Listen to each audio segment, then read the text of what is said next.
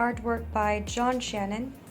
Special Treatment version 3 now adds desert crystals that we have sprinkled not only on her mask, as we focus on sprinkling it in the middle of her mask with some outlining the horns, but we've also sprinkled some desert crystals onto the trees.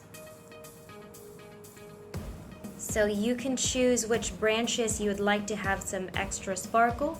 You can add more sparkle to the tips of the branches, or you can do as I've done here, where majority of the desert crystals are on her mask, and we've also got some on the tree and the branches that is sprouting from underneath.